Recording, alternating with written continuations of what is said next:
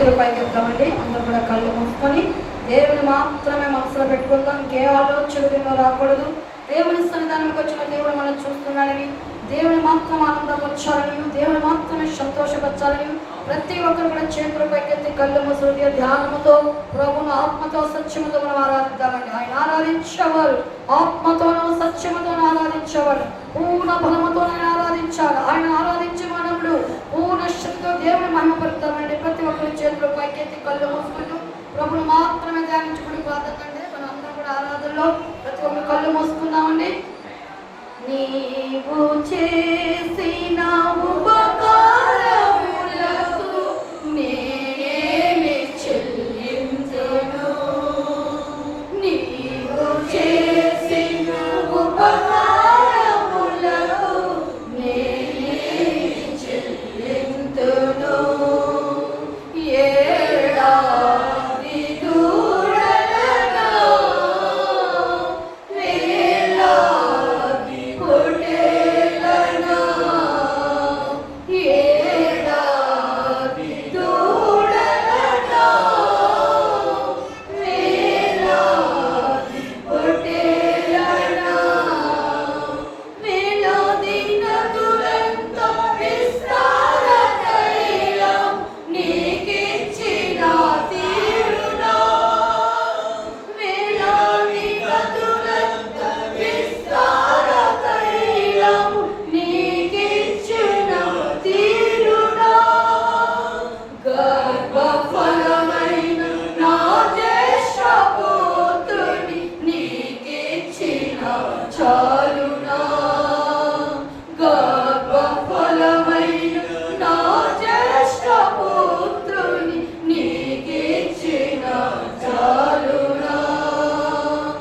ఏడాది దూడలను, అందరూ చెప్పరండి, ఏడాది పొట్టేలను, ఏడాది దూడలను వేలాది పొట్టేలను, మరణ పాత్రుడనైన నాకై మరణించిన సిలువలో, మరణ పాత్రుడనైన నాకై మరణించిన సిలువలో, కరుణ చూపి నీ దివ్య మార్గాన నడిపించుము యేసయ్యా, కరుణ చూపి నీ దివ్య మార్గాన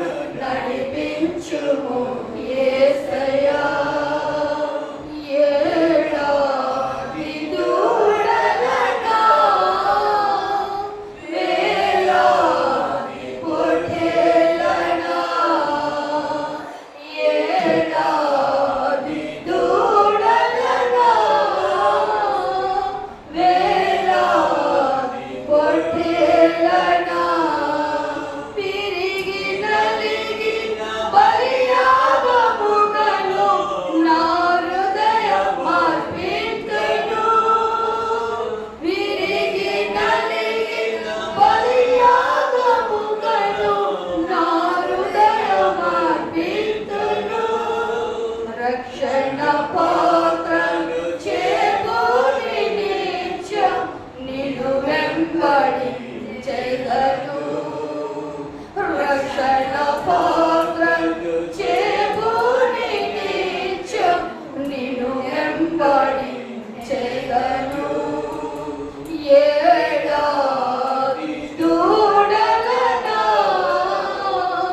వేలాది పొట్టేలను, అందరూ చెప్తామండి, ఏడాది దూడలను వేలాది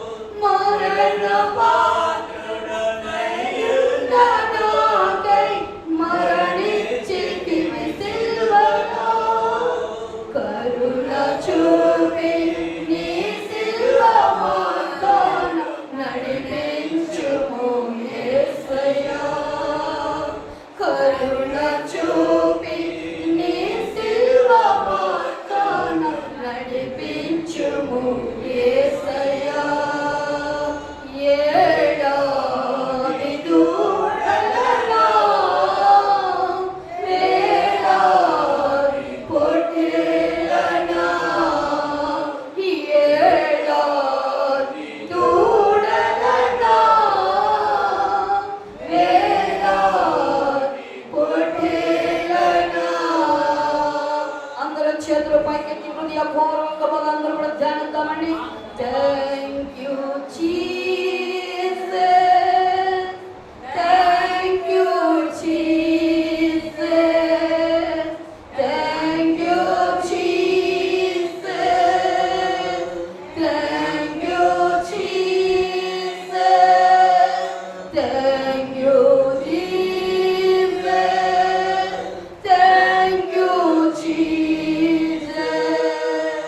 thank you Jesus, thank you Jesus.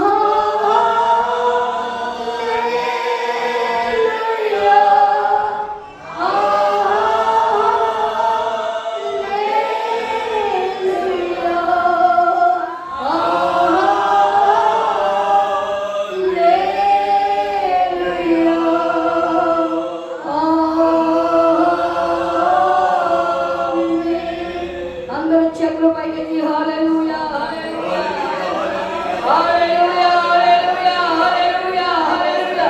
సంతోషంగా ఉన్నవారు హల్లెలూయా, హల్లెలూయా. ఆరోగ్యంగా ఉన్నవారు హల్లెలూయా, హల్లెలూయా. ఆనందంగా ఉన్నవారు హల్లెలూయా, హల్లెలూయా, హల్లెలూయా, హల్లెలూయా, హల్లెలూయా.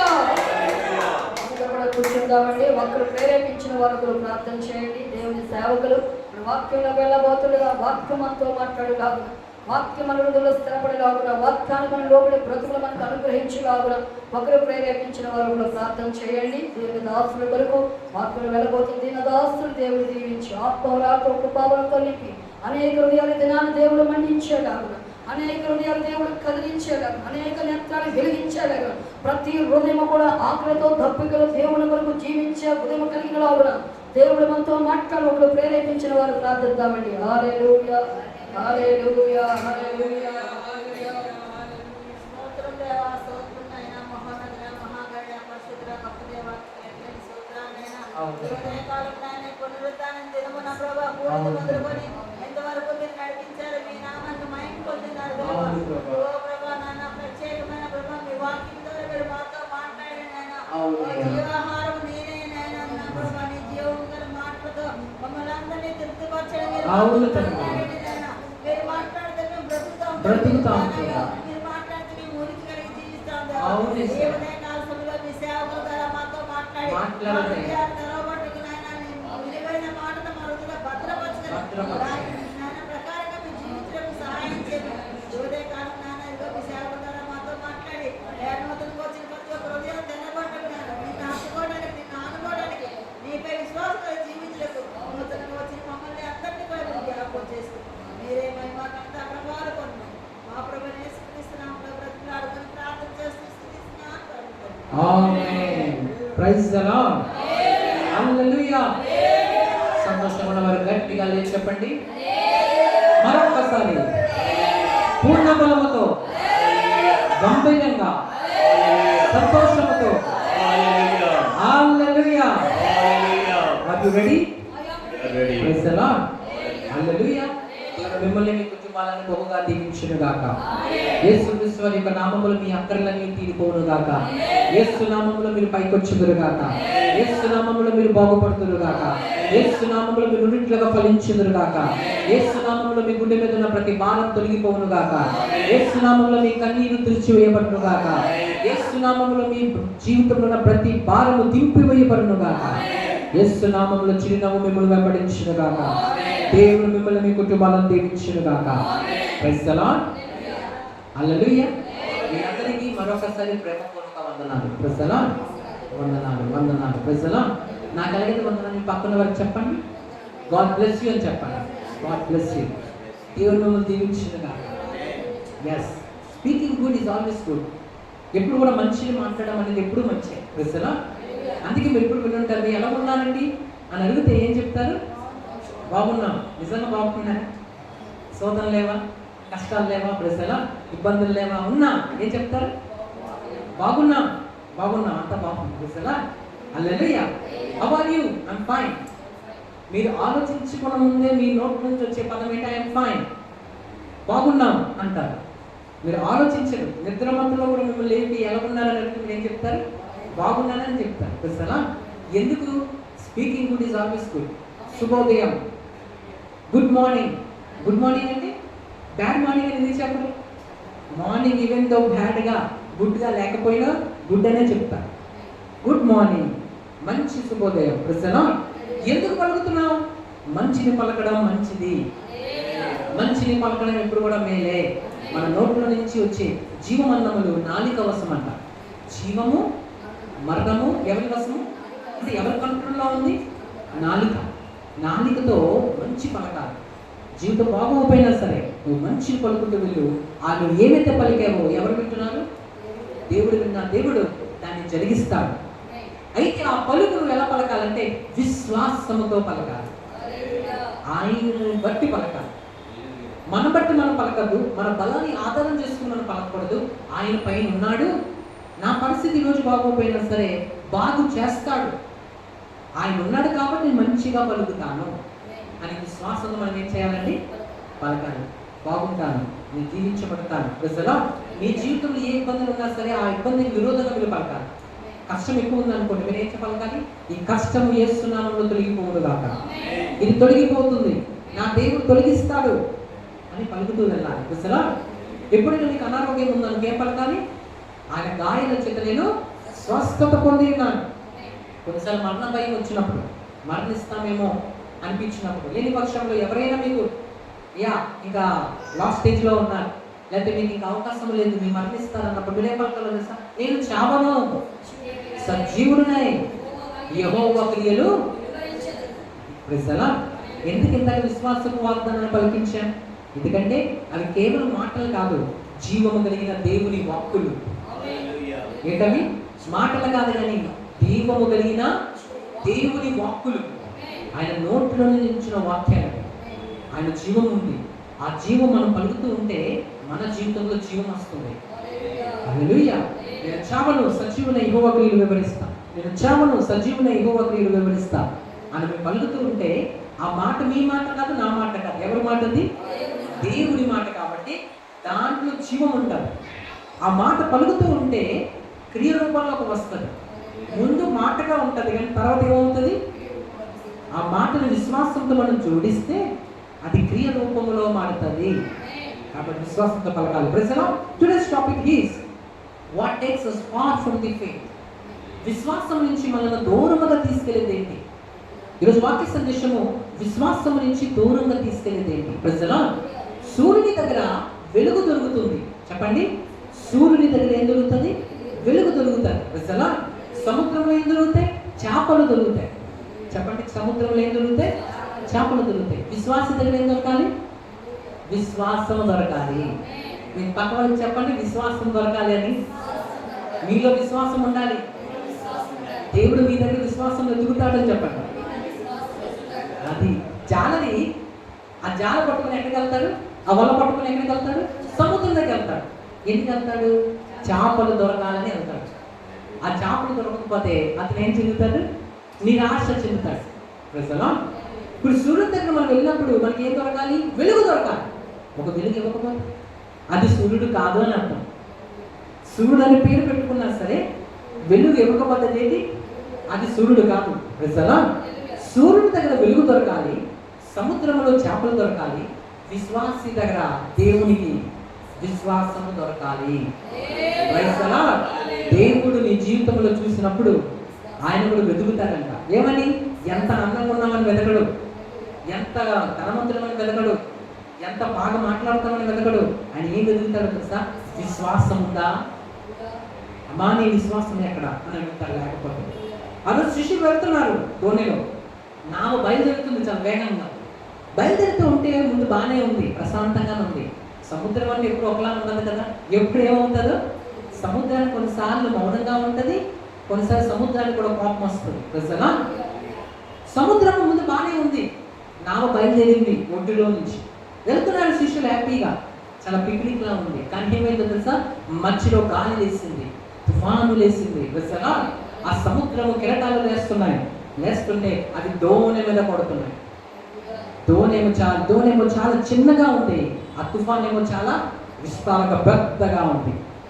సో ఈ చిన్నది ఆ పెద్దాన్ని ఎదిరించాలంటే చాలా కఠినమైపోయింది. ప్రజలా భయం ఎక్కువైపోయింది.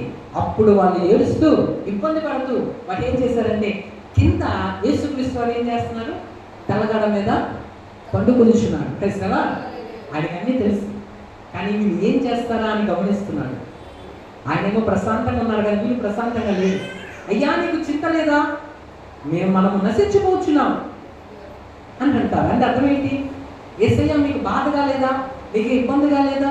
మీకేమీ చీమ పుట్టినట్లు లేదా? మన భాషలో చెప్పాలంటే హల్లెలూయా.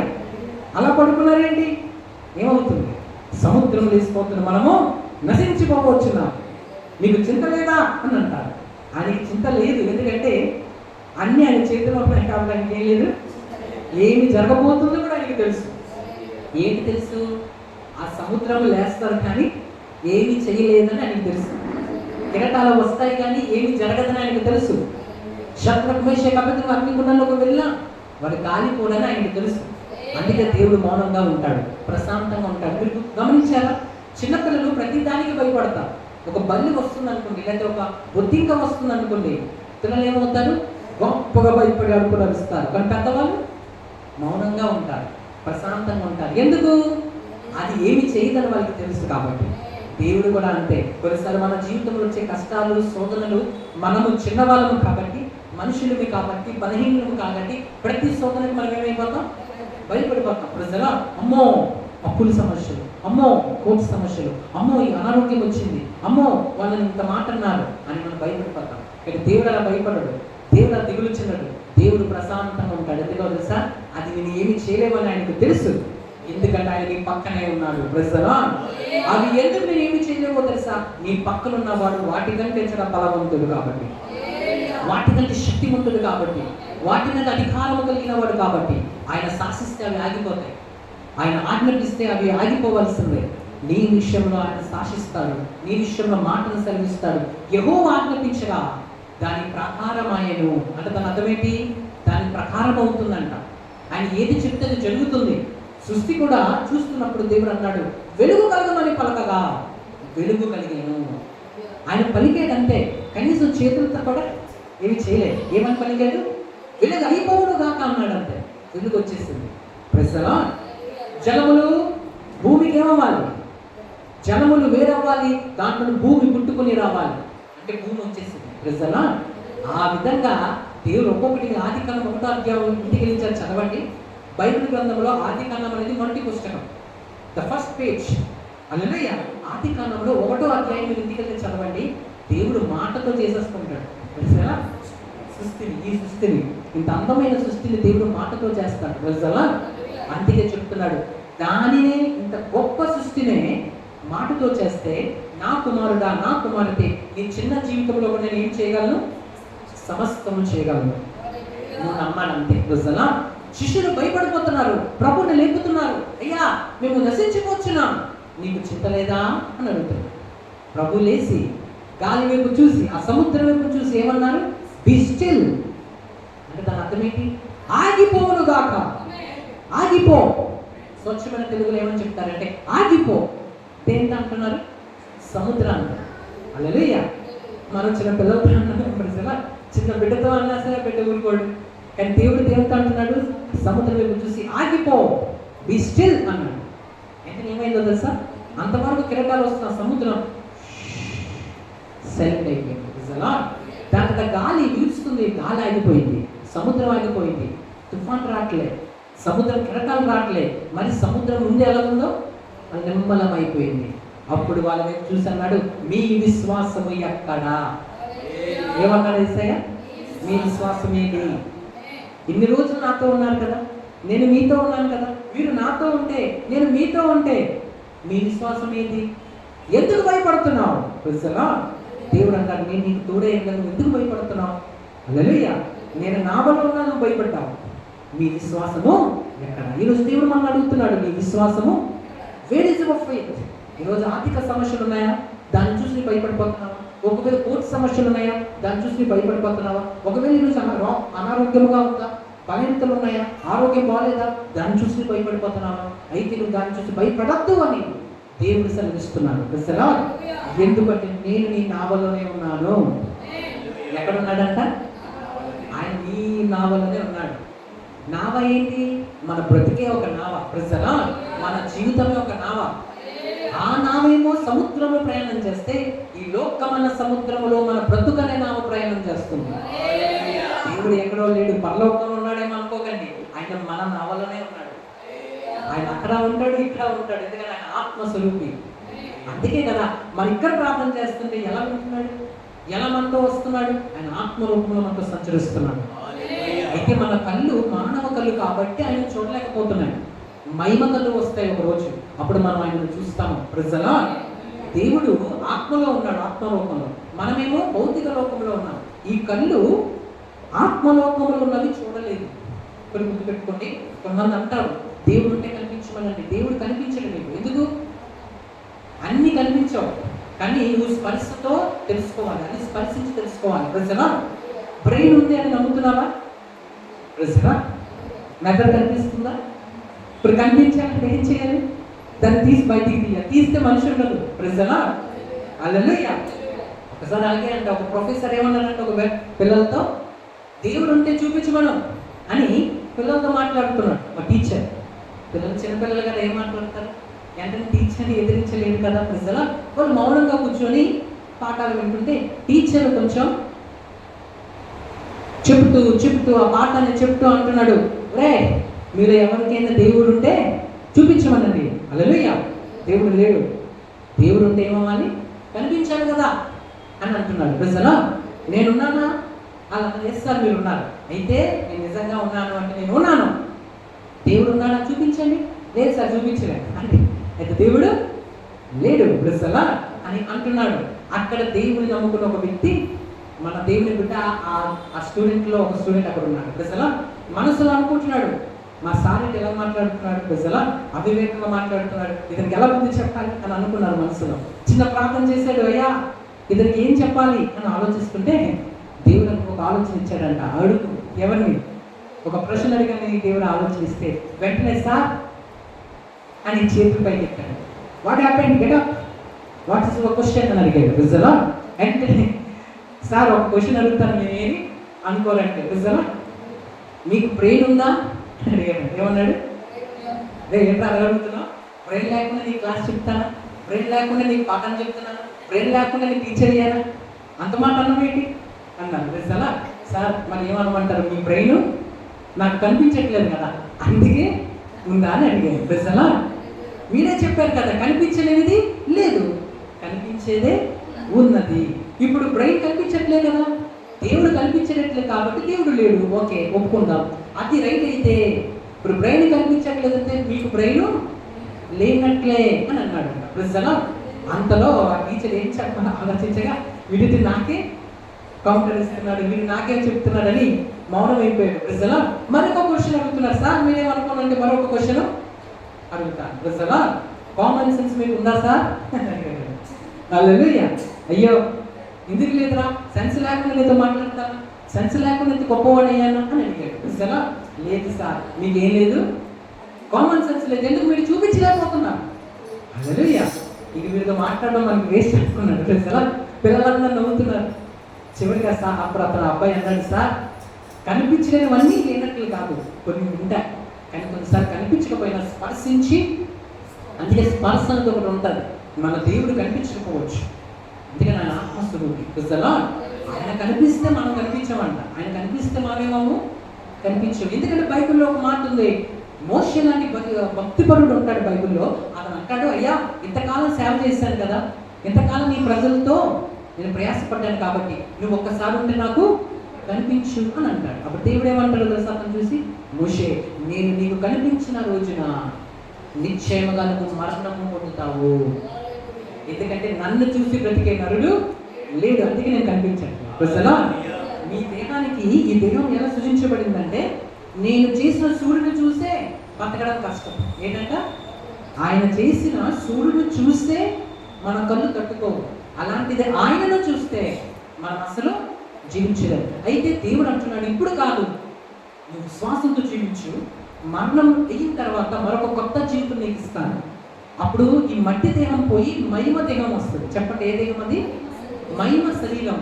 అంటే చనిపోయిన తర్వాత ఆ సమాధిలో పెడతారు. సమాధిలో పెట్టినప్పుడు పెడుతుంది మనల్ని కాదు, మన బాడీ పెడతారు. మన ఆత్మ సజీవంగానే ఉంటుంది. ఆ ఆత్మ బయటికి వచ్చి దేవుని దగ్గరికి వెళ్తారు. దేవుడు ఏం చేస్తారో తెలుసా, దానికి మహిమ దేహాన్ని ఇస్తాడు. అంటే దాని అర్థమైంది, మరి జీవితం ఉంటుంది. ఈ భూమిపైన జీవితంతోనే మన జీవితం ముగించట్లేదు, మరి జీవితం ఉంది.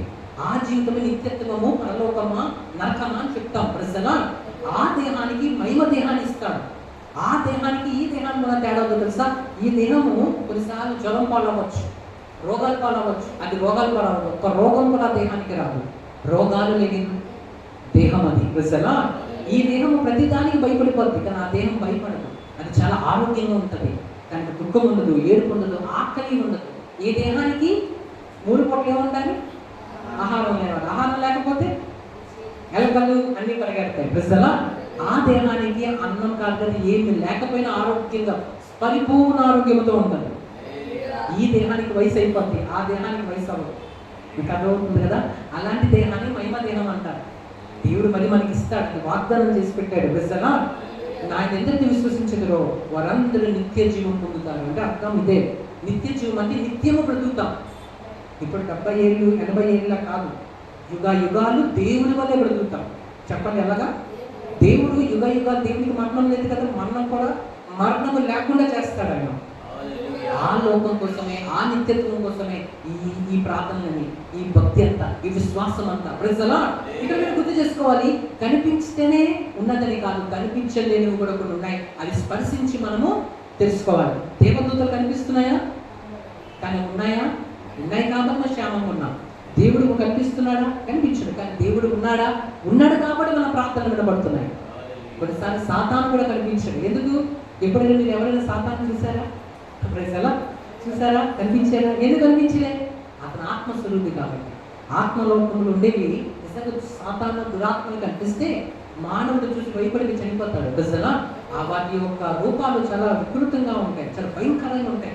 మానవుడు వాటిని చూసి బ్రతకలేడు. అందుకే దేవుడు కొన్ని విషయాలు మన కంటికి ఏం చేశాడు? మరుగు చేసి విశ్వాసము ద్వారా వాటిని చూడమంటున్నాడు. అందుకే దృశ్యమైన వాటిని ఎందుకు మనసు నిలుపగా అదృశ్యమైన వాటిని నిదానించి చూడాలన్న. నిదానించి చూడమంటే కింద ఎవరో వచ్చి మిమ్మల్ని పిలుస్తున్నారు అనుకోండి, మీరు మేడ మీద ఉన్నారు, మీరు ఏం చేస్తారు? ఎవరినని పిలుస్తున్నారు? కదా అయ్యగారు అని పిలిచారు, మీరేం చేస్తారు? నిదానించి చూడటమంటే ఇలా చూడాలంట. విశ్వాసముతో కనిపించలేనివి దేవుని మీద నమ్మకంతో చూడాలి. నీకు జాబ్ కోసం ఎదురు చూసావు, జాబ్ రాలే, కానీ విశ్వాసంతో దేవుడు నీకు జాబ్ ఇస్తున్నాడని చూడాలి, నమ్మాలి. అందుకే మీరు అడిగిన వాటిని నెలలు పొంది ఉన్నామని నమ్ముడి, అప్పుడు అవి మీకు అనుగ్రహించబడతాయి. మన దేవుడు విశ్వాసంతోనే కదులుతాడు.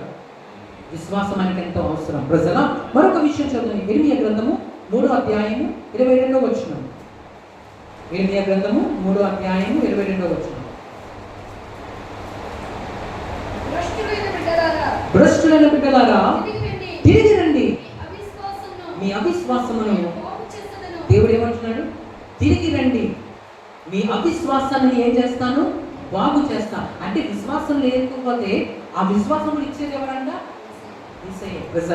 నా దగ్గర విశ్వాసం లేదు, నేను దేవుని మీద నమ్మలేకపోతున్నాను అని నేను అనుకుంటే దేవుని ఎదురు వచ్చి ప్రభు నేను విశ్వసించినట్లు చేయి అని మనం అడగగలిగితే ఆయన మనకి విశ్వాసాన్ని ఇస్తాడు, విశ్వసించిన కృపణిస్తాడు. ఎలా జరిగిందో మీకు తెలుసా? ఒకసారి శిష్యుల ఎద్దుకు ఒక తండ్రి ఒక కుమారుని తీసుకొస్తాడు. యేసయ్య శిష్యులకు తీసుకుని వస్తే ఒక దురాత్మ ఆ బిడ్డలో ఉంటారు, ఒక ఇబ్బందికరం. అయితే ఆ శిష్యులు వెళ్ళమని ఎంత ఆజ్ఞాపించిన దురాత్మ వెళ్ళదు. హల్లెలూయా. అప్పుడు యేసయ్య ఎద్దుకు తీసుకొస్తాడు. యేసయ్య ఏం చేస్తాడు? నమ్ముచున్నావా అని అడుగుతాడు. అంటే ఆయన ఏ కార్యం చేసే ముందు మన విశ్వాసం ఉందని చెక్ చేసుకుంటాడు. ఎవరు? దేవుడు కూడా చెక్ చేస్తాడు. ఏమని? విశ్వాసం ఉందా, ఇందులో నమ్మకం ఉందా, నా మీద నేను చేయగలను, నమ్ముతున్నారా అని చెక్ చేసుకుని అందుకే తండ్రికి అంటాడు, అద్భుతం చేస్తా కానీ నమ్ముచున్నావా, నేను ఇది చేయగలను, నువ్వు నమ్ముచున్నావా అని అడుగుతాడు. అప్పుడు ఆ తండ్రి అంటాడు, నాకు అప్పు నమ్మకం కలగకుండా ఉన్నట్లు సహాయము చేయము. ప్రార్థన చేస్తాడు. ఏమని? ప్రభా నాకు విశ్వాసము తగ్గిపోకుండా చూడు. మీరు అలా చేస్తున్నారా? విశ్వాసం కోసము ప్రార్థన చేయాలి. ప్రజలా ఏమని ప్రార్థన చేయాలి? ప్రభా నా విశ్వాసము తక్కువైపోకుండా బలపరచు అని ప్రార్థన చేయాలి. ఆ విశ్వాసం కోసం ఎందుకు ప్రార్థన చేయాలో తెలుసా? విశ్వాసం అంటే దేవుడికి ఎక్కువ ఇష్టం కాబట్టి. అది కూడా చదువుదాం. ఎబ్రిల్ రాసిన పత్రిక 11వ అధ్యాయం 6వ వచనం. ఎబ్రిల్ రాసిన పత్రిక 11వ అధ్యాయం 6వ వచనం.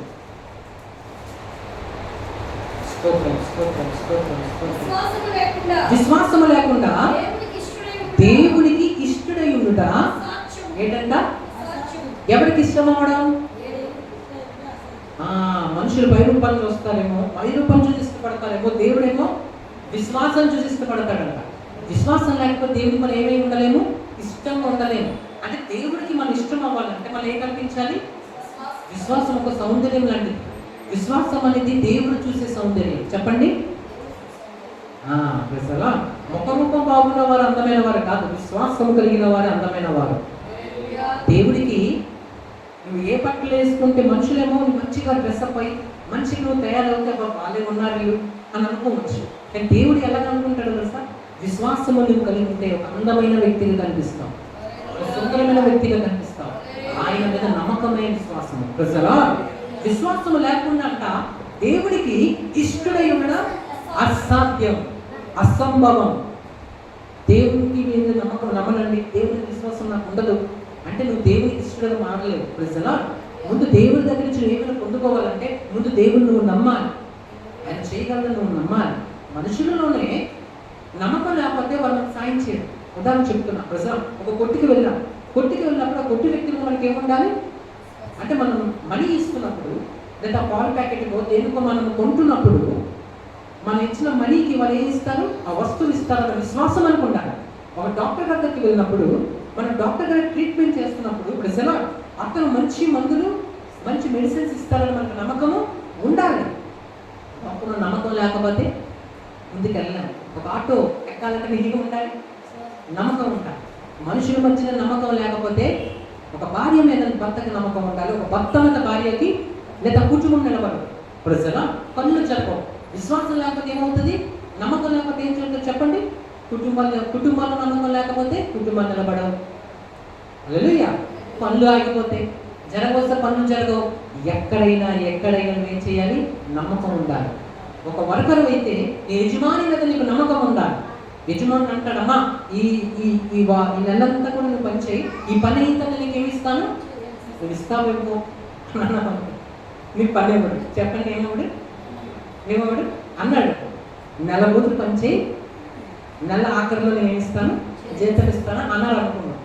మనం నువ్వు ఇస్తావేమో ఎవరు తెలుసు అన్న మనకి ఏమంటాడు? పని ఇవ్వడు. అది ఎక్కువ అమ్మ నా మీద నీకు నమ్మకం లేదు, నమ్మకం ఉందని చూసుకుంటాను అనుకుంటాడు. దేవుడు కూడా నమ్మకం చూస్తాడు. ముందు ఆయన నమ్మాలి, నమ్మి నువ్వు చూడు. అందుకే రుచి చూసి తెలుసుకో అంటున్నాడు. సడన్గా రావద్దు, ఏదో గుడ్డిగా నమ్మద్దు. దేవుడు అంటున్నారు ఎవరు చెప్పారని కాదు, ఒకసారి నువ్వు నా ఎందుకు వచ్చి చూడు, రుచి చూచి తెలుసుకున్నాడు. హల్లెలూయా.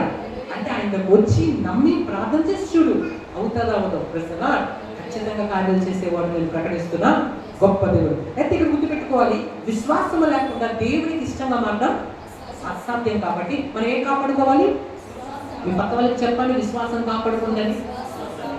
ఏది పోయినా పర్లేదు కానీ విశ్వాసం పోకూడదని చెప్పాలి. దేవుని భర్తల మీద నమ్మకం పోకూడదు. హల్లెలూయా. ఆ నమ్మకమే నిన్ను నిలబెడుతుంది. ఆ నమ్మకమే భార్య భర్తల మధ్య మంచి నమ్మకం ఉందనుకోండి ఒకరి మీద ఒకరికి, వాళ్ళిద్దరిని విడగొట్టున ఎవరవుతారము? ఎవరు వచ్చి ఒకవేళ ఇంకో మీ భర్త అలాగంట నీ భార్య ఇలాగంట అని చెప్పినా వీళ్ళకి ఒకరి మీద ఒకరి నమ్మకం ఉంది కాబట్టి వీళ్ళు విడగొట్టడం ఎవరవుతారు? ఎందుకంటే ఎవరి మాట నమ్మరు. నాకెవరో, నా భర్త ఎవరో నాకు తెలుసు, నా భార్య ఎవరో నాకు నువ్వు చెప్పొద్దు అంటారు. ఎందుకు? నమ్మకం అనేది గట్టిగా ముడిపెట్టింది. దేవునికి నీ మధ్యనే ఉండాలి ఒక ఫెయిత్, విశ్వాసం ఉండాలి. అప్పుడు దేవుడి విషయంలో సాతాను ఎన్ని అంశాలు ఎన్ని అబద్ధాలు నీకు చెప్పినా నువ్వు మాట వినవు, పట్టించుకోవు. నా దేశ ఎవరు నాకు ఈరోజు నేను శోధించబడిన తర్వాత సువర్ణంగా మారుతాను. భక్తులు శోధన గుండా వెళ్ళాడు, శ్రమ గుండా వెళ్ళాడు, బాధ గుండా వెళ్ళాడు. అక్కడ ఉన్న సాతాను వచ్చి శోధిస్తూ నువ్వు ఇన్ని బాధలు గుండా వెళ్తున్నావు అంటే దేవుడు నీకేం చేయట్లేదు, సహాయం చేయట్లేదు అంటే యోబు అన్నాడు, నా దేవుడు ఎవరు నాకు బాగా నేను వెళ్ళే మార్గము నా యేసుకే తెలియును. నేను వెళ్ళే మార్గము నా యేసుకే తెలియును. శోధింపబడిన మీదట నేను సువర్ణమై మారే. శోధింపబడిన మీదట నేను సువర్ణమై మారెదను. నేను వెళ్ళే మార్గము నా యేసుకే తెలియును. నేను వెళ్ళే మార్గము నా యేసుకే తెలియును. హల్లెలూయా హల్లెలూయా హల్లెలూయా ఆమేన్ ఆమేన్. హల్లెలూయా హల్లెలూయా హల్లెలూయా హల్లెలూయా. ఏమంటున్నాడు భక్తుడు? నేను వెళ్ళే మార్గము నా యేసుకే తెలియు. అంటే నా యేసయ్యకు తెలుసు, నా యేసయ్య ఎవరో నాకు తెలుసు. నువ్వు చెప్పాలి కోసం ప్రజలా నీకు సహాయం అయింది, నీకు ఆరోగ్యం పోయింది, నీకు ఉన్నదంతా పోయింది, అందరిని విడిచిపెట్టారు, నువ్వు ఒంటరి పోయిపోయావు కాబట్టి దేవుడు నేను ప్రేమించట్లే అని దుస్తులు చెప్తున్నా, స్నేహితులను ప్రేరేపిస్తున్నా, నువ్వు భక్తుల మీద నీకు ఎందుకు ఇబ్బందులు అని ప్రజలు వచ్చి మాట్లాడుతున్నా. యోబేమన్నాడు తెలుసా? నేను వెళ్ళే మార్గం నా యేసుకే తెలియు అన్నాడు. అంటే అర్థం ఏంటి? యేసయ్య ఎవరో నాకు తెలుసు. ఈరోజు శోధన గుండా వెళ్తున్నా, కానీ ఈ శోధన చూస్తున్నాడు, చూస్తున్నవాడు నేను కోల్పోయిన దానికంటే రెట్టింపులు ఇచ్చి దీవిస్తాడు. ప్రజలా ఈ కష్టాన్ని ఆయన రికార్డ్ చేసుకుంటాడు, ఈ బాధ రికార్డ్ చేసుకుంటాడు, పోయింది ఇస్తాడు, ఈ కష్టానికి కూడా జీతం ఇస్తాడు. ప్రజలా భూమి పైన మంచి యజమానుడే తన దగ్గర పనిచేసే వ్యక్తికి ఏమి ఇస్తాడండి? నమ్మకమైన జీతం ఇస్తాడు. ఆ కూలి ఇవ్వకపోతే అతను ఉదయం ఏమవుతుంది? బాధ వేస్తూ ఉంటాడేమో, ఉదయం నుంచి పని చేయించుకున్నాను, 4 రోజులు పని చేశాడు, వారికి జీతం ఇవ్వలేదే అని ఒక ప్రతి మంచి యజమాని అతని హృదయం మంచిదైతే ఖచ్చితంగా ఏం చేస్తాడు? పిలుచుమని ఇంకో ఈరోజు పేమెంట్స్ జరుగుతున్నాయిగా, పేమెంట్స్ ఇస్తాను ప్రజలా అని పిలుస్తాను. మంచివాడైతే మనిషి అంత మంచిగా చేస్తే, మనిషి అంత ప్రేమిస్తే సర్వోన్నతంగా దేవుడు నీ జీవితంలో కార్యాలు చేయగా నీకు జీవితం కూడా ఇస్తాడు ప్రజలా. కానీ నువ్వు విశ్వాసంతో కొంచెం ఎదురు చూడాలి. ఆ ఎదురు చూపుకి నీకు ఎక్కువ దీవెన. ఎందుకు మరి దేవుడు నేను ఎదురు చూసినట్లు చేస్తున్నాడు? వెంటనే ఇచ్చేయవచ్చు కదా. ఎందుకంటే వెంటనే ఇస్తే నీ జీతం తక్కువే వస్తుంది. నువ్వు ఎదురు చూస్తే నీ ఆశీర్వాదం ఎక్కువగా వస్తుంది. 4 రెట్లు ఎక్కువ ఇవ్వడానికే దేవుడు కొన్నిసార్లు నేను వెయిట్ చేయిస్తాడు. గుర్తుపెట్టుకోండి, దేవుడు ఎందుకు కొన్నిసార్లు వెంటనే వచ్చే జవాబుల కంటే కూడా లేటుకు వచ్చిన జవాబులే మంచివి. వెంటనే వస్తే తక్కువే వస్తుంది, లేటుగా వస్తే 4 రెట్లు ఎక్కువ వస్తుంది. దేవుడు ఎక్కువగా ఇవ్వడానికి ఆలస్యం చేస్తాడు, అద్భుతం చేయడానికి ఆలస్యం చేస్తాడు. నువ్వు ఊహించిన వాటికంటే అడిగిన వాటికంటే అధికంగా ఇవ్వడానికి ఆలస్యం చేస్తాడు. ఆయన ఆలస్యం చేయవాడు కాదు తన వాగ్దానం విషయంలో. కానీ మనకు అనిపిస్తుంది ఏమని? ఆలస్యం చేస్తున్నాడేమో అని. నన్ను ఆలస్యం చేయడు కానీ సరైన సమయంలో బయలుదేరుతాడు, సరైన సమయంలో కార్యం జరిగిస్తాడు. అందుకే మనం విశ్వసించి దేవుడు కొన్నిసార్లు జవాబులు ఎవరైనా మనం అన్నాలి, నీ చిత్తమే జరుగుగాక అన్నాడు. ప్రజలా యోబు జీవితంలో సమస్య వచ్చినప్పుడు ఇక నాకు దేవుడు వద్దు అని అనలేదు, కానీ ఏమన్నాడో తెలుసా? నేను వెళ్ళే మార్గం నా యేసయ్యకు తెలుసు, నా యేసయ్య ఎవరో నాకు తెలుసు. ఈ రోజు నుంచి కష్టాలు వెళ్తున్నా, ఈ కష్టము తర్వాత సువర్ణంగా మారుతాను. ఈరోజు అగ్ని పక్షిలో వెళ్తున్నాను, కారణం ఏంటంటే నా దేవుడు అనుమతించాడు. ఎందుకంటే నా యొక్క మెరుగు పెరగడానికి, నా యొక్క విలువ పెరగడానికి నేను సువర్ణమై ఉన్నాను. శోధింపబడి నా మీదట నువ్వు సువర్ణమై మారేదను. శోధించబడిన తర్వాత సువర్ణమై మారుతాడంట. హల్లెలూయా. గుర్తుపెట్టుకోండి, దేవుడు మనలను సువర్ణంతో పోలుస్తున్నాడు, గడ్డితో కాదు. గడ్డి అగ్నిలో వేయబడితే కాలిపోతుంది. అసలు ఏది ఒకవేళ ఇనుమును మనం అగ్నిలో వేస్తే మెంటైపోవచ్చు, కానీ బంగారం అనేది ఆ అపరంజి అనేది మనం అగ్నిలో వేస్తే అది కాలిపోదు, కానీ దాని విలువ, దాని మెరుపు, దాని వాల్యూ పెరుగుతుంది. అసలు అందుకే దేవుడు మనను సువర్ణంతో పోల్చాడు.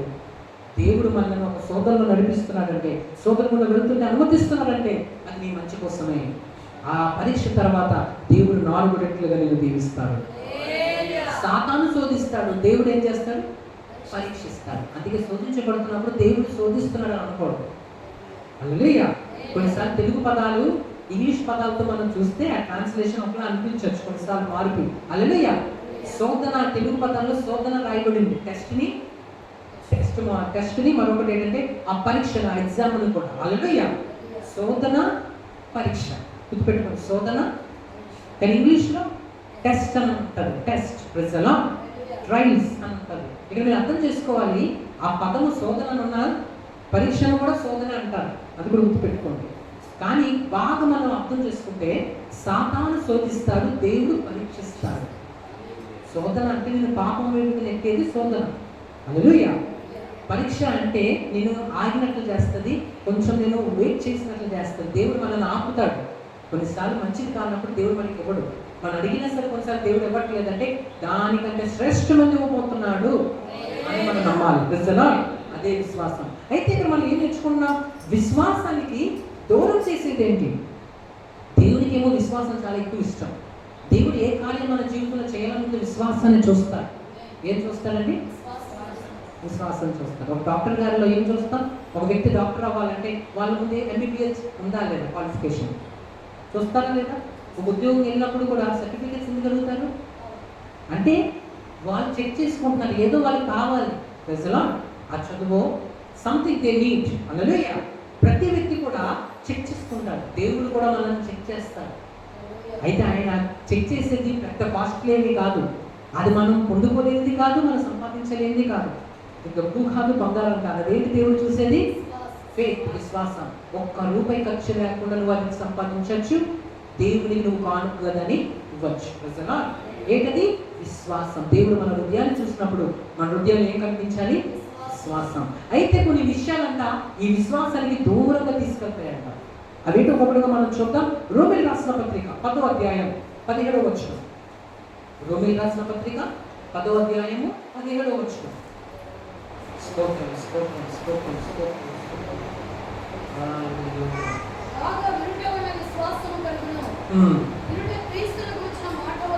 వినుట క్రీస్తు గూర్చిన మాట వల్ల కలుగును. అంటే వినుట వల్ల ఏం కలుగుతుంది? ఏం కలుగుతుంది? వినటం వల్లనే విశ్వాసం వస్తుందంట. క్రీస్తును గూర్చిన మాట అంటే వాక్యం మన జీవితంలో ఎక్కువగా మనం ఏం చేయాలి? తీసుకోవాలి.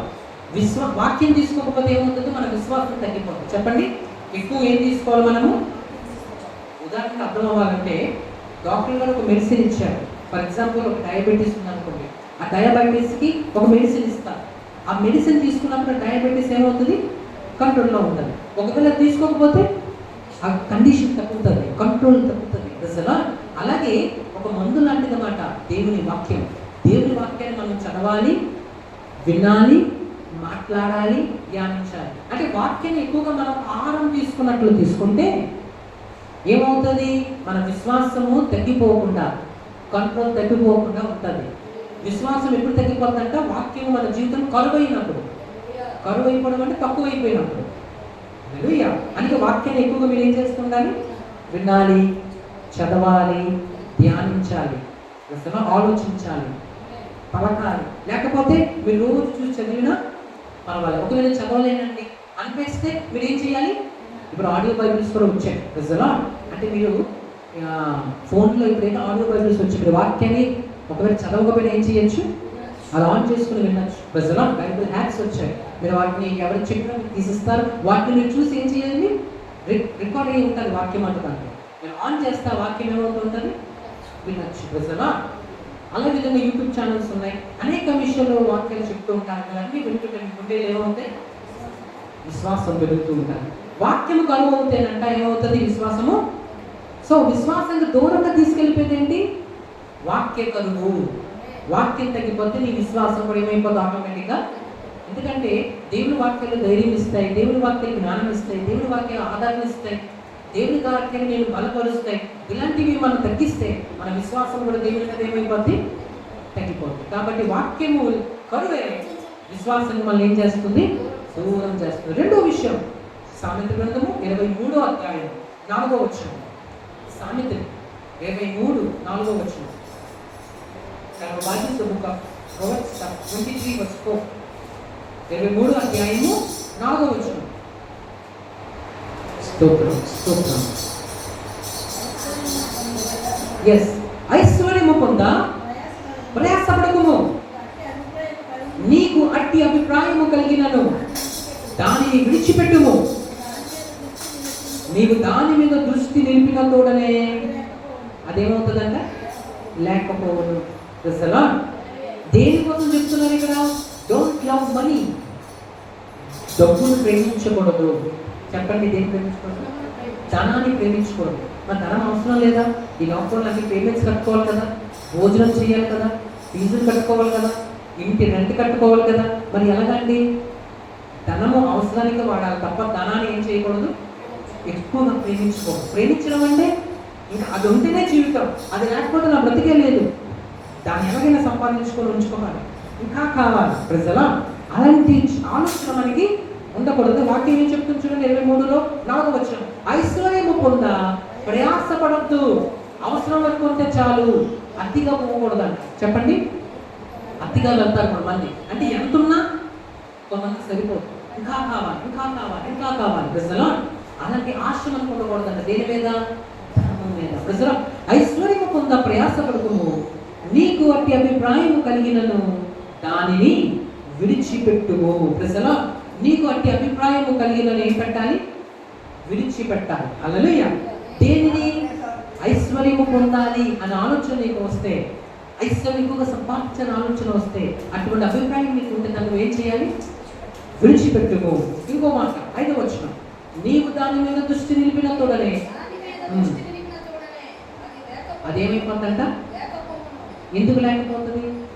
ప్రశ్న దేవుడు చెప్తున్నాడు, ఎంత అవసరమో అంతే. ఒకవేళ ఎక్కువగా నువ్వు ధనాన్ని ప్రేమిస్తానంట, ఆ ధనం నేను విడిచిపెట్టిపోతుందంట.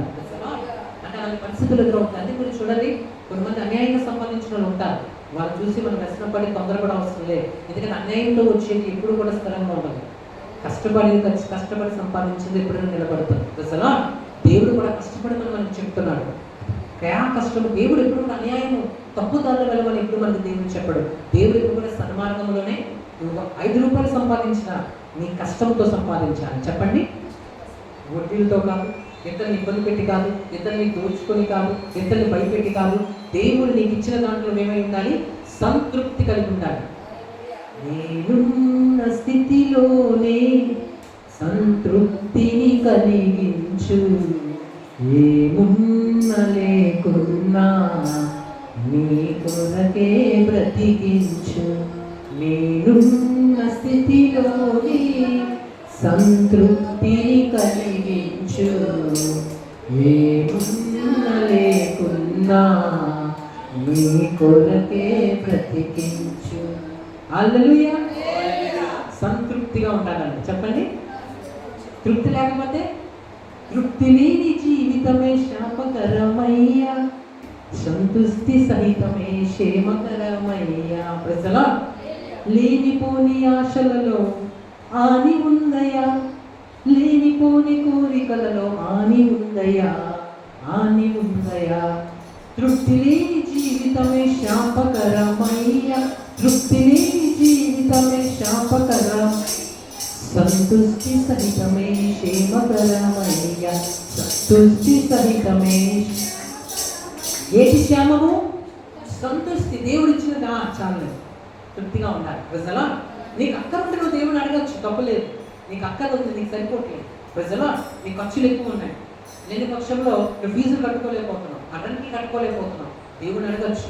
జాబ్ అడగడం తప్పే కాదు, నీకు అవసరం దేవుని అడగడం తప్పేం కాదు. అంటే అతిగా వెళ్ళాలని దేవుడు అంటున్నారు. కొంతమంది ఏంటంటే ఎంత ఉన్నా సరే తృప్తి లేని జీవితాలు ఉంటాయి.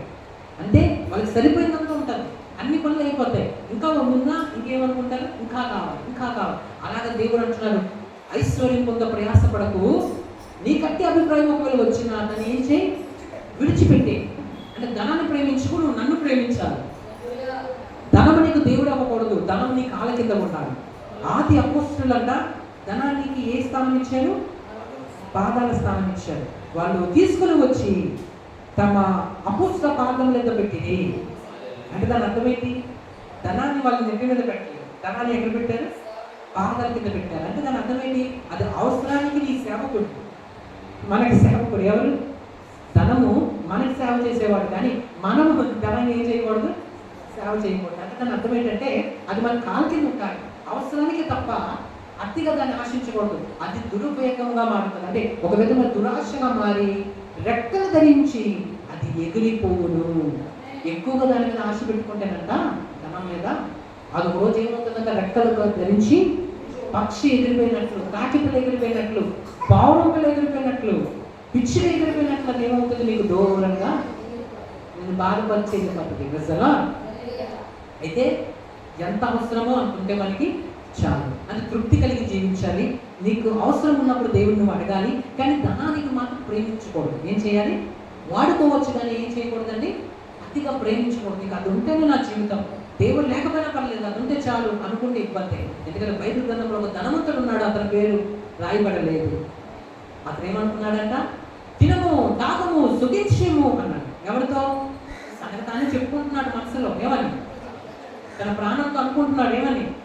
నాకు బోల్ ధనం ఉంది, నా ప్రాణమా, అంటే తన ప్రాణానికి పక్కన కాదు, తనకే చెప్పుకుంటున్నాడు. ఏమని? తిను తాగు సుఖించు, నీకేం కొదువు లేదు, దేవుడితో పని పని లేదు. ఏమనుకుంటున్నాడు? దేవుడితో పని లేదు. ఎందుకంటే గోల్డ్ తరాలకు సరిపోయేది ఉంది, నువ్వు కూర్చొని తిన్నా నీకు తరగదు. కాబట్టి ఇక దేవుని ఆరాధించమైన పర్లేదు, దేవుని ప్రేమించమైన పర్లేదు, దేవుని స్థితికి వెళ్ళిపోయిన నీకేం తక్కువ అంటున్నారు. ఎవరితో? దేవుడు పనిలోకం నేను చూశాడు, చూసి అన్నాడు, నేనే నీ ప్రాణం పోతే ఏమవుతుంది, నీ ప్రాణాన్ని అడుగుతున్నారు. దేవుడు అన్నాడు, ఏంటి బాబు, నీకు ధనం ఉండొచ్చు, నువ్వు కూర్చొని తిన్న తరగలేని ధనం నీకు ఉండొచ్చు, కానీ అది తినే కృప నా చేతిలో ఉంది, ఆ మీ ప్రాణం నా చేతిలో ఉంది అన్నాడు. ప్రజలా అంటే దాని అర్థం ఏంటి? నువ్వు తిందాం అనుకుంటున్నావు, కానీ తినడానికి నేను ఇవ్వాలి కదా కృప నీకు. ప్రజలా నువ్వు తిందాం అనుకుంటున్నావు, కానీ నీ ప్రాణం ఉండాలి కదా, ఆ ప్రాణం నా చేతిలో ఉంది.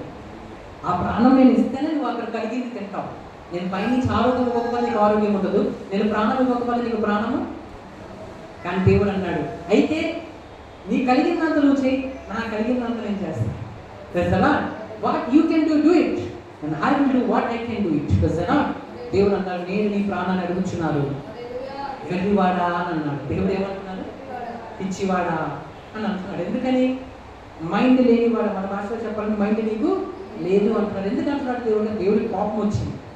నేను బలం ఇచ్చాను, ఆరోగ్యం ఇచ్చాను, జీవితం ఇచ్చాను ఈ మనిషికి, నేను ఇచ్చిన బలంతోనే కదా పనిచేశాడు, నేను ఇచ్చిన ఆరోగ్యంతో కూడా డ్యూటీకి వెళ్ళాడు, నేను ఇచ్చిన ఆరోగ్యంతో కూడా జాబ్ చేసుకున్నాడు, ఎంతో కొంత సంపాదించుకున్నాడు, కానీ నాకు కృతజ్ఞత చూపించాడు కదా. ప్రజలా చివరికి ఏమంటున్నాడు? నేను అవసరము లేదంట. ప్రజలా అప్పుడు ప్రభు అన్నాడు, నేను నీ ప్రాణాన్ని అడుగుచు, మీరు ఒకవేళ ఈ రాత్రి నీ ప్రాణం పోతే ఏమవుతుంది అని దేవుడు అంటున్నాడు. ప్రజలా వెంటనే ఏమైందో తెలుసా?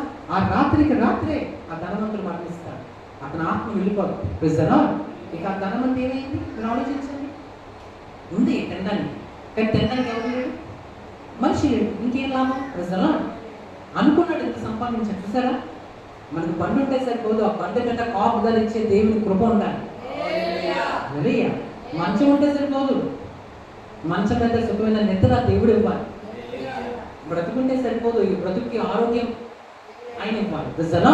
మీకు అర్థమవుతుంది కదా? అన్ని మనిషి ధనంతో సంపాదించలేదు, దేవుడి విషయాలు కూడా దేవుడు కూడా అవసరం ఉంది అని మనిషికి అర్థం అవ్వాలి. దేవుడు మనల్ని ప్రేమించి అన్ని ఇస్తున్నాడు, కానీ వాటిని చూసి తృప్తి పడుకోమన్నట్లే ఆయన వైపు నేను చూడమంటున్నాడు. హల్లెలూయా. ఇప్పుడు తండ్రి బిడ్డను ప్రేమించి ఒక కారు కొనివ్వచ్చు, ఒక బండి కొనివ్వచ్చు, ఒక ఇల్లు కొనివ్వచ్చు, ఒక సోఫా కొనేసి ఇవ్వచ్చు. కానీ ఆ బిడ్డ ఆ తండ్రికి థ్యాంక్స్ చెప్పకుండా ఆ సోఫాని చూసుకుని కూర్చున్నాడు అనుకోండి, ఆ సోఫానికి దండలు వేసుకున్నా, లేదా ఆ సోఫాని ప్రేమిస్తూ ఓ సోఫా నువ్వు లేకపోతే నా జీవితం లేదు అని సోఫాతో అన్నా, లేదా ఆ కారుని చూసుకుని ఆ కారు నువ్వు లేకపోతే నా జీవితం లేదని కారుతో అన్నా, తండ్రికి ఎలా ఉంటుంది? కోపం వస్తుంది. ఎందుకు? వీడికి ఇది ఇచ్చింది నేను, బండి ఇచ్చింది నేను, వీడికి సోఫా ఇచ్చింది నేను. నాతో మాట్లాడి ఎవరితో మాట్లాడుతున్నాడు? సోఫాతో మాట్లాడుతున్నాడు, సోఫాకి థ్యాంక్స్ చెప్తున్నాడు. సోఫా నువ్వు లేకపోతే నేను లేను అంటున్నాడు. తెలుసా? ఆ తండ్రికి ఎప్పుడు కోపం వచ్చే అన్ని తీసాడు, ఎవరికి అన్ని తీసారు. అప్పుడు మరి ఎవరి దగ్గర వచ్చాడు?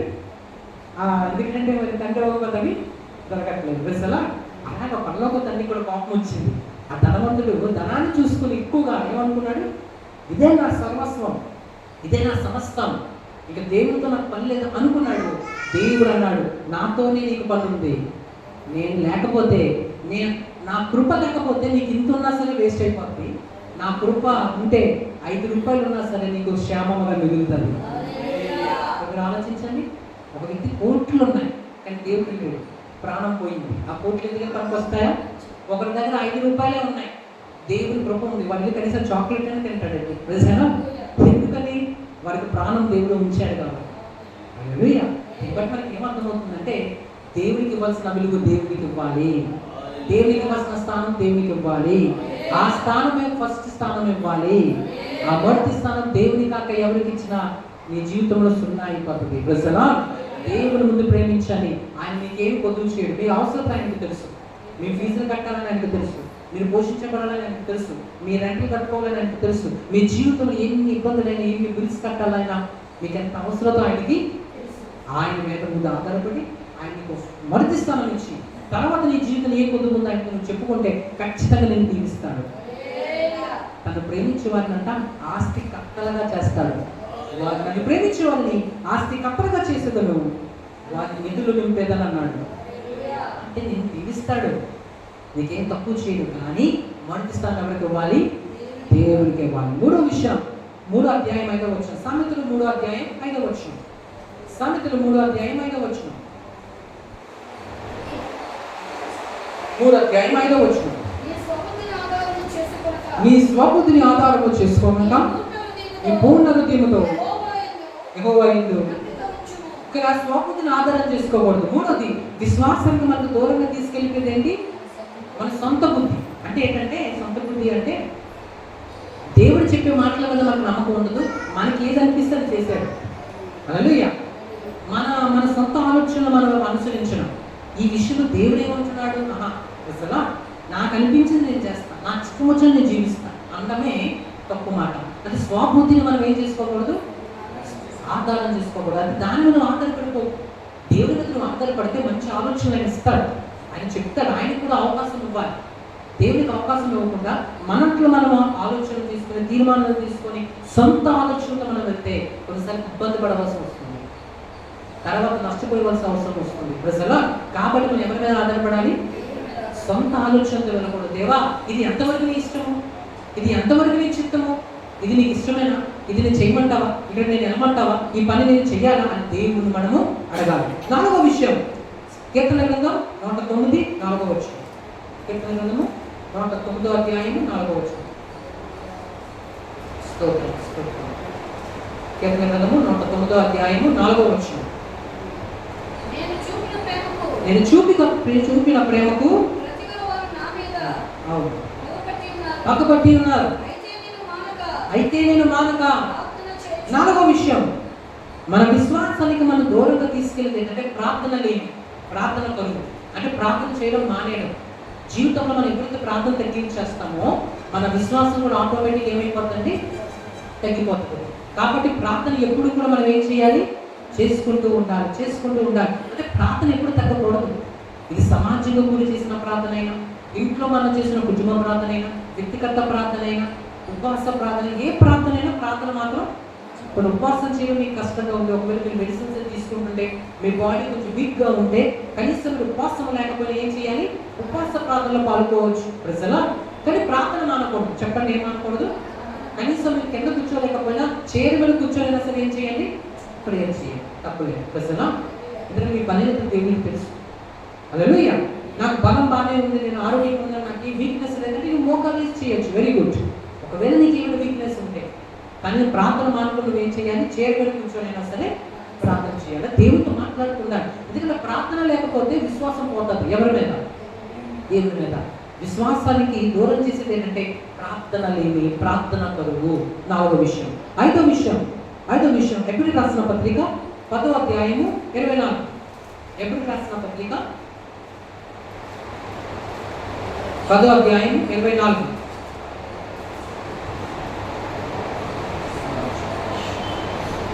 కొందరు మానుకొనుచున్నట్టుగా సమాజంగా కూడుట మానక ఒక్కరికొకరు హెచ్చరించుచు ఆ దినం అంటే యేసే దినము, దేవుడు వచ్చే రాకడ సమీపించే దినము వరకు నేను కూర్చున్న కొద్ది మరి ఎక్కువగా అలాగ చేయించు, ప్రేమ చూపుచు, సత్కార్యములు చేయటకును ఒకరినొకరు పురుగులుకోమని. ఏంటంటే పురుగులుకోవాలి ఒక్కొక్కరు, అంటే మనం ఒక్కొక్కరికి చెప్పుకోవాలి. అంటే కొందరు మానుచున్నట్లు సమాజంగా కూడట మానక అంటున్నాడు. అంటే అర్థమేంటి? అంటే సమాజంగా కూడమంటే చర్చికి రావడం. ప్రజలు చర్చి మానకూడదంట. ఎందుకు? కొందరు మానుతున్నారంట. అలా మానడం వల్ల ఏమవుతుంది? విశ్వాసం తగ్గిపోతుంది. ఎందుకు? దేవుని సన్నిధికి వస్తే విశ్వాసులు ఉంటారు, మనలాంటి భక్తిపరులు ఉంటారు, మనలాంటి ఆత్మీయులు ఉంటారు. ఇప్పుడు చూడండి, మన దుఃఖంతో ఉన్నాం, బాధతో ఉన్నాం, మన ఇంట్లో ఒంటరిగా ఉన్నాం అనుకోండి, ఇంకా బాధ ఎక్కువైపోతుంది. కానీ దేవుని సన్నిధికి మనం వచ్చినప్పుడు ఏమవుతుంది చెప్పండి? ఒక విశ్వాసి మన పక్కన ఒక భక్తుడు ఉంటే, బ్రదర్ ఏంటి నీ బాధ ఏంటి అని అడిగిన వాళ్ళు ఉంటారు. చర్చిలో మన బాధలు చూసి ప్రార్థన చేసిన వాళ్ళు ఉంటారు, మనం చూసి నవ్విన వాళ్ళు ఉంటారు. చర్చిలో ఏమంటారు? మనం చూసి మన కోసం ప్రార్థన చేస్తారు, మన బాధను పంచుకున్న వాళ్ళు ఉంటారు, మన కష్టాన్ని పంచుకున్న వాళ్ళు ఉంటారు, మన కోసం దేవుని మొరపెడతారు, దేవుని మాటలను పెట్టడానికి అవకాశం ఉంటుంది, దేవుని ఆరాధించడానికి అవకాశం ఉంటుంది. దేవుని మీద విశ్వాసం అప్పుడు మనకి ఏమవుతుంది? పెరుగుతుంది. అందుకే కొందరు మానుచున్నట్లు సమాజముగా కూడటం మానక అని ప్రభు చెప్తున్నారంటే, 4వది విశ్వాసం మనకు దూరం చేసేది ఏంటంటే సంఘం మానేయడం, చర్చ్ మానేయడం, ప్రార్థన సమయానికి రాకపోవడం. సమయానికి ఎప్పుడైతే దేవుని సన్నిధిని చర్చ్ మనం మానేస్తామో మన విశ్వాసం ఏమైపోద్దండి? అక్కడికి వెళ్తే ఏమవుతుంది? మీరు గమనించండి, దేవుని సన్నిధికి వచ్చినప్పుడు ఇక లోక సంబంధమైన వార్తలు ఉండవు, ఇక లోక సంబంధమైన మాటలు ఉండవు. ఇక్కడ దేవుని పాటలు ఉంటాయి, దేవుని ఆరాధన ఉంటాయి, దేవుని వాక్యం వెళ్ళడానికి అవకాశం ఉంటుంది, దేవుని శుద్ధిస్తాం, ఒకరి కష్టం ఒకరు చెప్పుకుంటాం, ఒకరి కోసం ఒకరు ప్రార్థన చేస్తాం, ఒకరి కోసం ఒకరు. ఇక్కడ దొరికే ఆదరణ, దేవుని సన్నిధిలో దొరికే ఆదరణ ఎక్కడ కూడా మనకి ఏమవదు? దొరకదు. స్కూల్కి వెళ్తే చదువు నేర్పిస్తారు కానీ మన బాధలు పంచుకుంటారా? హాస్పిటల్కి వెళ్తే మందులు ఇస్తారు, ట్రీట్మెంట్ జరుగుతుంది కానీ మన బాధలు అక్కడ పంచుకుంటారా? మన కష్టాలు చెప్పుకోవడం అవుతుందా? నిజంగా ఆ రోగం కోసం మనం చెప్పుకోగలం, ఇంకా అధికంగా వెళ్ళాం. కానీ దేవుని సన్నిధికి వస్తే నీ మనసులో ఉన్న ప్రతిదీ నువ్వు కుమ్మరించవచ్చు. ఒక బౌల్లో ఉన్న, ఒక విధంగా ఒక కళాయిలో ఉన్న నీటిని, ఒక బిందెలో ఉన్న నీటిని నువ్వు ఎలాగా కుమ్మరిస్తావో నీ గుండెల్లో ఉన్న ప్రతి బాధను దేవుని సన్నిధిలో నువ్వు ఏం చేయొచ్చు? కుమ్మరించవచ్చు. ప్రజలా అందుకే దేవుడు అంటున్నారు, మీ విశ్వాసం తగ్గిపోకుండా ఉండాలంటే సమాజంగా కూడా. సమాజం అంటే ఒకరికంటే ఎక్కువ ఉండదు. చెప్పండి, ఒకరికంటే ఎక్కువ కలిసి ఆరాధించడమే సమాజంగా పోతాం. అనగా ఆ దినము సమీపించిన కొలది ఒకరిని హెచ్చరించుకునండి. గురుగొల్పడం ఏంటండి? బ్రదర్ ఇవి ఎందుకు రాలేదు చర్చికి? ప్రజలు సిస్టర్ ఎందుకు? అందుకే కొన్నిసార్లు అడుగుతాం, ఏమని రాకపోతే ఎందుకు బ్రదర్ రాలేదు? కొన్నిసార్లు ఏమైతే కష్టంలో ఉన్నారు, ఇబ్బందులు ఉన్నారు, దేవుని సన్నిధికి ఎందుకు రాలేదు? ఎందుకంటే మీ ఆత్మల పక్షాన మాకు భారం ఉంటుంది. ప్రజలు ఆ భారము, ఎందుకంటే మీ ఆత్మ దేవునికి కనెక్ట్ అయి ఉన్నప్పుడు మీరు అభివృద్ధి చెందడంలో మాత్రమే కాదు, పరలోక రాజ్యంలో కూడా మనం అందరం ప్రభుని కలుసుకోబోతున్నాం. ప్రజలు ఆ సన్నిధికి వెళ్ళడానికి మనకు ప్రిపరేషన్ మనకు కావాలి, ప్రిపేర్ అయి ఉండాలి. అందుకే కొన్నిసార్లు ఏమనవలసి ఉంటుంది? బ్రదర్ ఏమైంది? మేము మాత్రమే కాదు, మీరు కూడా ఒకరినొకరు ఏం చేయాలి? పురుగులు కూడా ఇదే, ఏమయ్యా రావట్లేదు, ఏమైంది చెప్పు, ఏమైనా కష్టమా, ఏమైనా ఇబ్బందా, నీకోసం ప్రార్థన చేస్తాం, మేమున్నాం అని మనం ఒక్కరికొకము సుఖ దుఃఖాలను మనం ఏం చేసుకోవాలని పంచుకోవాలి. ఎందుకంటే మనం అందరము సహోదరులమై ఉన్నాం. మనందరూ ఒక తండ్రి బిడ్డలమే. ఆయన పరలోకంలో ఉన్నాడు. శారీరకంగా మనకి తల్లిదండ్రులు వేరుగా ఉండొచ్చు, కానీ ఆత్మీయంగా మనం అందరం ఎవరి పిల్లలని, యేసయ్య పిల్లలని, దేవుడి పిల్లలని. కానీ ఒకరికి కష్టం ఒకరు మనం ఏం చేయాలి, చూసుకోవాలి. అందుకే సమాజంలో కూడా మానకూడదు. చర్చికి రావడం ఎప్పుడు ఏం చేయకూడదు, మానకూడదు. మానితే ఏమవుతుంది, విశ్వాసంలో మీరు ఏమైపోతారు, తగ్గిపోతారు, బలహీనమైపోతారు. ఆహారం తీసుకోకపోతే మన దేహము బలహీనమైపోతుంది. ప్రజల నీరసం రావచ్చు, రక్తం తగ్గిపోవచ్చు, కళ్ళు తిరగచ్చు. కాబట్టి మనం ఎప్పుడు ఏం చేయాలి, ఆహారం తీసుకుంటే దేహంకి ఎలా బలమిస్తుందో, దేవుని సన్నిధిలో వస్తే, చర్చికి మనం వస్తున్నప్పుడు, మన జీవితంలో సమాజంగా మనం కూడుతున్నప్పుడు మన ఆత్మ ఏమవుతుంది, ఆత్మ బలపరచబడుతుంది. ప్రజల మన జీవితం బలం పొందమవుతుంది. కాబట్టి గుర్తుపెట్టుకోండి, మనం ఎప్పుడు కూడా మన జీవితంలో ఏం చేయాలి, సమాజంలో కూడతాం. చర్చి మానడం అనేది ఇప్పుడు చేయకూడదు. 5వ వచనం యాకోబు గ్రంథము 1వ అధ్యాయం 6వ వచనం. యాకోబు గ్రంథము 1వ అధ్యాయం 6వ వచనం. అయితే అతడు ఏమాత్రమున సందేహింపగా, చూడండి 6వది చివరగా విశ్వాసానికి దూరంగా తీసుకెళ్ళేది ఏంటి, అనుమానం. ఒక విధంగా చెప్పాలంటే సందేహం. చెప్పండి, సందేహం ఉండకూడదు. సందేహం అంటే దేవుడి మీద సందేహం. అంటే అర్థమేంటి, నేను ప్రార్థన చేస్తున్నాను కానీ జవాబులు వస్తాయి రావు. ప్రజలో చర్చికి వెళ్తే ఆ కార్యాలు అయిపోతాయా? ప్రజలో ఒకవేళ దేవుడి దగ్గర నేను ప్రార్థన చేస్తే దేవుడు నాకు తోడుగా వస్తాడా? ఒకవేళ నా విన్నపం దేవుడికి చెప్పుకుంటే ఆ కార్యం ఏమైనా అవుతుందా? ఇవన్నీ కూడా సందేహాలు. అంటే దేవుడి మీద మనకి ఏముండకూడదంట, సందేహం. ఎందుకంటే ఆయన బలహీనుడు కాదు కాబట్టి. ఇప్పుడు బలహీనుడు అనుకోండి, నువ్వు సందేహించినది వేరే విషయం. ఆయన బలవంతుడు కదా, ఆయన మీద నువ్వు సందేహింపకూడదు. ఆయన మనకంటే చాలా బలవంతుడు. ఎంత బలవంతుడో తెలుసా, సృష్టినే మాటతో చేశాడు. సృష్టినే తెలుసా, ఆయన మాటతో ఇంత సృష్టి చేస్తే మన జీవితంలో కార్యాలు చేయలేడా? ఇక ఒక విషయం తెలుసా, సృష్టిని మాటతో చేశాడు కానీ మన కోసం ఏమన్నాడు తెలుసా, ఇదిగో నా చేతితో నీ చేతిని, కుడి చేతిని పట్టుకుంటున్నా అన్నాడు. అంటే మన కోసం తన చేతిని కూడా చాచుతాడు. సృష్టి కోసం ఆయన చేతిని అవసరం లేదు, నోటిగా వాడాడు. మన కోసం అంటే చేయనుకోవడం అంటే ఎక్కువ పని చేస్తాడు మన కోసం. ప్రజలా దేవుడు మనల్ని ప్రేమిస్తాడు. ఇది బాగా అర్థం చేసుకోవాలి. దేవుడు కొన్నిసార్లు మనకి ఏదో ఎందుకు ఇవ్వడం అంటే, అది మనకి మేలు కాకపోతేనే. కొన్నిసార్లు మన సొంత పిల్లలు పసితనాలు ఉన్నప్పుడు వారి కత్తెలకి కత్తిస్తామా, నైఫ్ పడితే నైఫ్ ఇస్తామా? ఏమో, ఎందుకేమో, అది ప్రమాదం. కాబట్టి ఆ పిల్లలకి ఎలా కనిపిస్తుంది, నేను అడిగింది వీళ్ళు ఇవ్వలేదు అనుకుంటారు. కానీ వాస్తవానికి ఎందుకు ఇవ్వలేదు, ద్వేషంతో కాదు, ప్రేమతోనే ఇవ్వలేదు.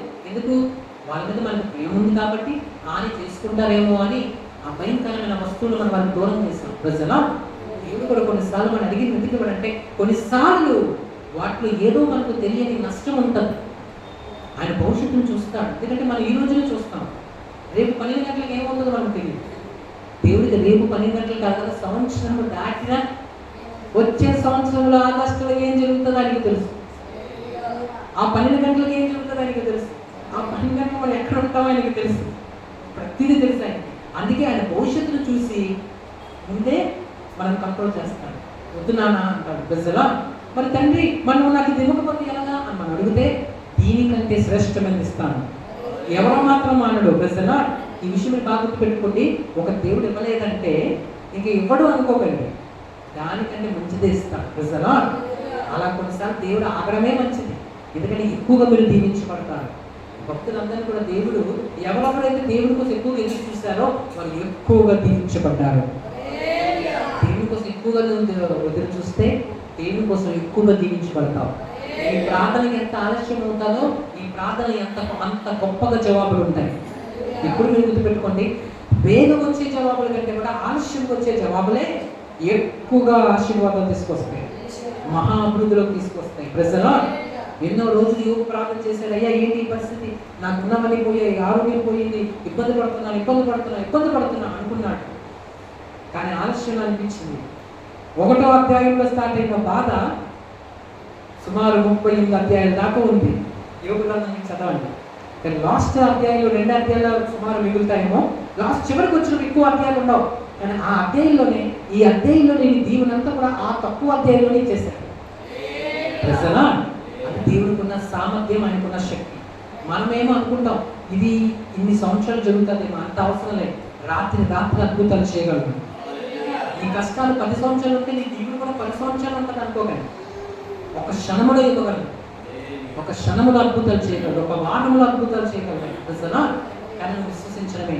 మనం ఏమని నమ్మాలంటే ఆయన గొప్పవాడు, ఆయన శక్తివంతుడు, ఆయన బలవంతుడు, ఆయన సామర్థ్యం ఉంది, ఏదైనా చేయగలడు అని మనం నమ్మినప్పుడు మన జీవితంలో మహా అద్భుతాలు చూస్తాం. ప్రజలు ఈరోజు మన దేవుని వాక్యం ఏం తెలుసుకున్నా, విశ్వాసానికి దూరము చేసేవి ఏంటి, ఏం చేస్తే విశ్వాసానికి దూరం? ఒకటి వాక్యలేమి, అంటే వాక్యానికి మనం దూరంగా ఉండడం, అంటే వాక్యాన్ని ఎక్కువగా తీసుకోకపోతే మనం విశ్వాసానికి దూరం అయిపోతాం. రెండోది ధనాన్ని ఎక్కువగా ప్రేమించుకోవడం, అంటే వాడుకోవచ్చు, సంపాదించుకోవచ్చు, తప్పు లేదు, దాచుకోవచ్చు, అది కూడా తప్పు లేదు, కానీ దాన్ని ఏం చేయకూడదండి, ఎక్కువగా ప్రేమించకూడదు. మూడో విషయం, సొంత ఆలోచన మీద, సొంత జ్ఞానం మీద ఆధారపడిపోకూడదు, స్వబుద్ధిని ఆధారం చేసుకోకూడదు, దేవుని మీద మనము ఆధారపడాలి. నాలుగో విషయము, ప్రార్థన నిర్లక్ష్యం చేయకూడదు. చెప్పండి, ప్రార్థన ఎప్పుడు నిర్లక్ష్యం చేయకూడదు. అది ఇంట్లో ప్రార్థన అయినా ఇలా సంఘంగా మనం చేసే ప్రార్థన ఏం చేయకూడదు, నిర్లక్ష్యం చేయకూడదు, మానకూడదు. లాస్ట్, చర్చను మానకూడదు. చెప్పండి, దేవుని సన్నిధిని ఎప్పుడు కూడా మనము, ఎందుకంటే విశ్వాసం ఏమైపోద్ది, మనకు తెలియకుండానే మనం బలహీనం అయిపోతాం. అందుకే మీరు ప్రతి వారం చర్చకు వచ్చినప్పుడు ఆ వారం వేరే ఉంటుంది. మీరు గమనించాలి. కాబట్టి ఇప్పుడు ఈ వారం మీరు వాక్యం వినేసి ఈ వారం అంతా మీరు టెస్ట్ చేసి చూడండి, చెక్ చేసి చూడండి, మీరు వేగ ప్రతి సమస్యను జయించగలుగుతారు. చర్చ మానేసిన వారాన్ని మీరు చూడండి, వేగ భయపడిపోతారు, వేగ ఆందోళన పడిపోతారు, ఏదైనా వేగ మీరు తొందర పడిపోతారు. ఎందుకని? విశ్వాసం లెవెల్స్ ఏమవుతాయి, మాత్ర వేసుకోకపోతే, ఆ డయాబెటీస్ మాత్ర వేసుకోకపోతే ఆ షుగర్ ఏమవుతుంది, తారాస్థాయికి మార్పు కనిపిస్తుంది. అలాగే దేవుని సన్నిధికి ఎప్పుడైతే మనం మానేస్తామో విశ్వాసంలో కూడా ఏం కనిపిస్తుంది, విశ్వాసం ఎప్పుడైతే తగ్గిపోతే భయం ధర పెరిగిపోతుంది. అమ్మో ఏమవుతుంది, అలాగవుతుంది, ఏమవుతుంది. కానీ దేవుడితో మనకు సహవాసం ఉంటే ఏమవుతుందండి, ధైర్యంగా ఏదైనా పర్లేదులే, దేవుడు వాక్యం విన్నాను, దేవుడు నాకు ఉంటానన్నాడు, విజలా సాయం చేస్తానన్నాడు, నేను చూసుకుంటున్నాను, ధైర్యం గుడ్డల్లో ఉంటారు. ఎప్పుడు మనం ధైర్యం ఉంటేనే కదా మన బిడ్డలు ధైర్యంగా ఉంటారు, మనం బాగుంటేనే కదా మన బిడ్డలు బాగుంటారు. ఎందుకంటే మన ధైర్యం ఉంటే 10 మందికి ఏం చెప్పగలం, ధైర్యం చెప్పాలి. మనకే ధైర్యం లేదనుకో పక్క వ్యక్తికి ఏం చెప్తాం. అందుకే దేవుడు అంటున్నాడు, ముందు నువ్వు ధైర్యం ఉండాలంటే నువ్వు నాతో ఏమై ఉండాలి, కనెక్షన్ కలిగి ఉండాలి. హల్లెలూయా. బాగా ఫలానిచ్చే చెట్టుతో అంటుకట్టబడింది అనుకోండి, ఏమవుతుంది, అది కూడా బాగా ఫలానిస్తుంది.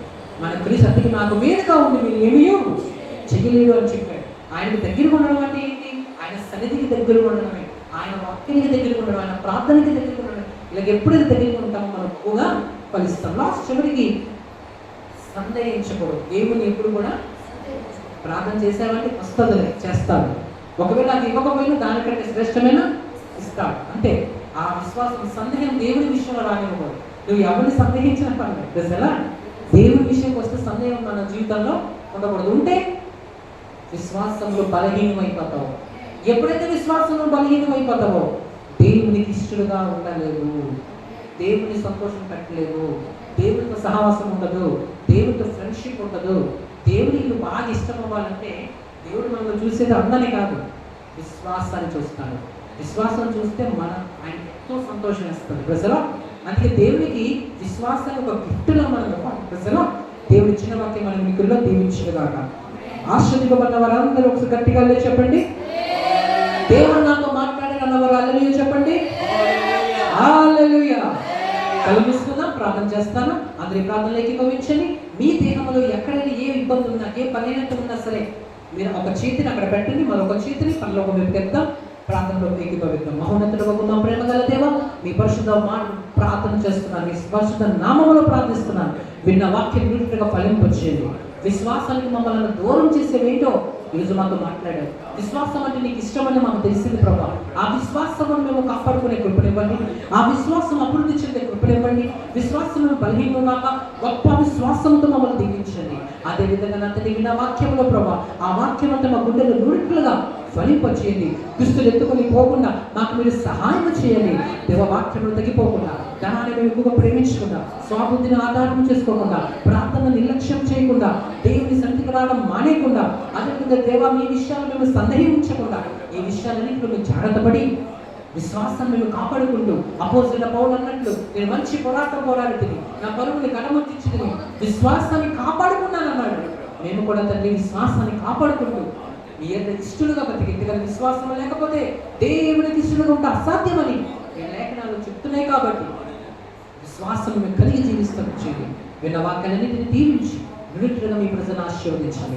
మీ ప్రజల కోసం ఇప్పుడు ప్రార్థిస్తున్నాను. వారి తల మందులకు నీ పాదాల వరకు ఎటువంటి బలహీనత ఉన్నా వారు ఎక్కడికి చేతిని నిలిపారో ప్రభావ, ఎక్కడ ఇబ్బంది పడుతున్నారు, ఏ శరీర భాగం అయితే వారికి బాధ కలిగిస్తుందో, అది ఇంటున్న ఆర్గన్స్ అయినా బయట ఉన్న అవయవాలైనా యేసు క్రీస్తు వారి నామములో ఇప్పుడు స్వస్థపరచబడుగా.